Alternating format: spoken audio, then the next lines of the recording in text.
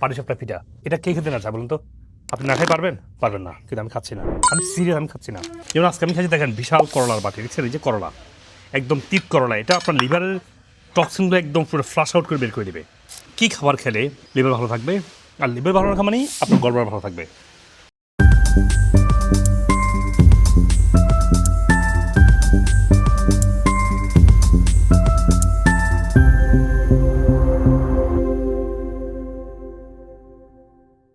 সালামু আলাইকুম রহমতুল্লাহ।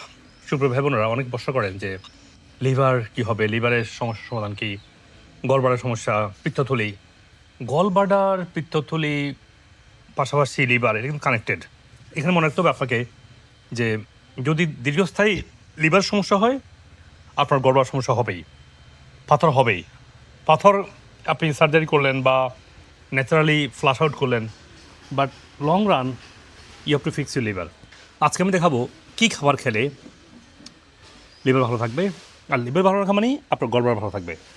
ধরুন আপনার লিভারে টক্সিন জমা হয়, লিভার স্লো হয়, স্লাগিশ হয়, লিভারে স্ট্যাগনেন্সি আসে। এটা কেন হয়? ধরুন দীর্ঘদিন থেকে গড়ে ওঠা সুগার আপনার লিভারে এসে জমা হবে, এবং গ্লাইকোজেন যখন জমা হবে দীর্ঘদিন ধরে, মানে সুগারটা গ্লাইকোজেনে জমা হয়, এবং গ্লাইকোজেনটা একসময় গিয়ে লিভার এটা ফ্যাটে টিতে কনভার্ট হয়, ফ্যাটেই কনভার্ট হয়, তখন এটা লিভারটা উইক হয় এবং ফ্যাটি হয়, এবং শরীরেও আপনার সার্কুলেশন উইক হয়, স্লাগিশনেস আছে, স্ট্যাগনেন্সি চলে আসে বিভিন্ন অর্গানে, লিম্ফেটিক ড্রেনেজগুলো উইক হয়ে যায়। এই লিভারকে যে ভালো রাখতে চান, আপনাকে প্রথম যে কাজটা করতে হবে সেটা হচ্ছে যে বিটার খাবার খাওয়া। বিটার খাবার খাবেন, কিন্তু এর পাশে আপনাকে ফাস্টিং করতে হবে, এক্সারসাইজ করতে হবে, মানুষের জন্য ক্ষমা ভালোবাসা নিয়ে আসতে হবে।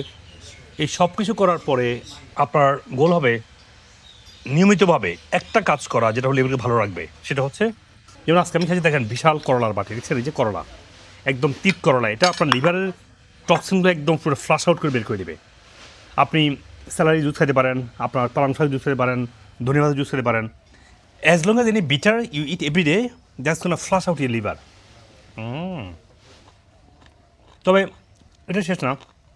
আপনার মনে রাখবে যে আপনি যত লম্বা সময় ফাস্টিং করবেন, তত টক্সিনগুলো ম্যাক্রোফেজ দ্বারা এনগালফ হয়ে বেরিয়ে যাবে।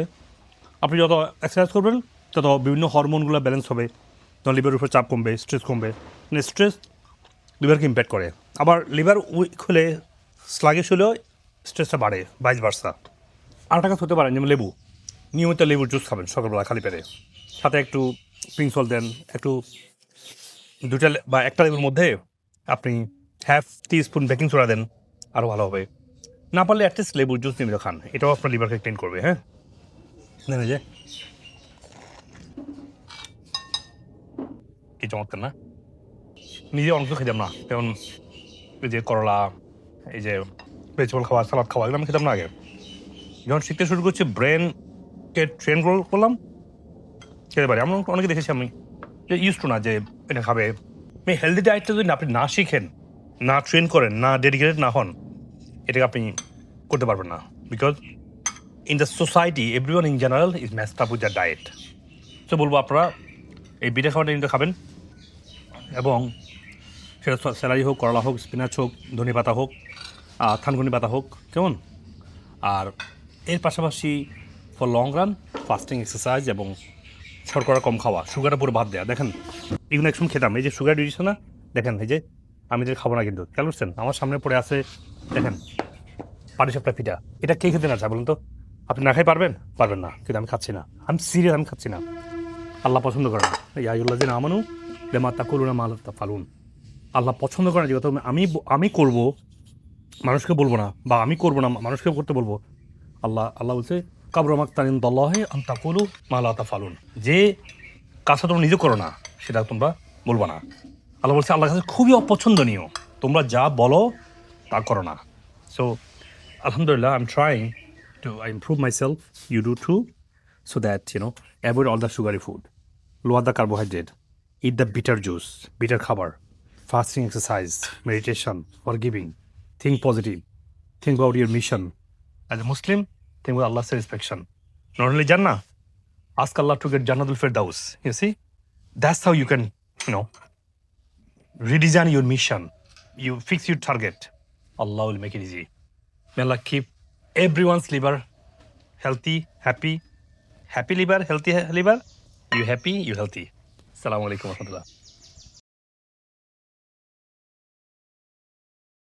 সবচেয়ে বড় সমস্যা ছিল ডায়াবেটিস, দুর্বলতা, হজমের সমস্যা, এগুলো ছিল। মোটামুটি আপনার পথ অনুসরণ করার পরে ইনশাল্লাহ অনেক কিছু ডেভেলপ। আমার কাছে এখন এত ভালো লাগে, আমি দৌড়াতে পারি স্যার রীতিমতো। আমাকে যদি বলেন যে ঢাকা থেকে রান করতে হবে মানিকগঞ্জ যাওয়া, কোনো ব্যাপারই না। ওজন থেরাপির ব্যাপারে মানসিকভাবে এত ভালো লাগে, বললাম না যে আমার উঠতে মন চায়।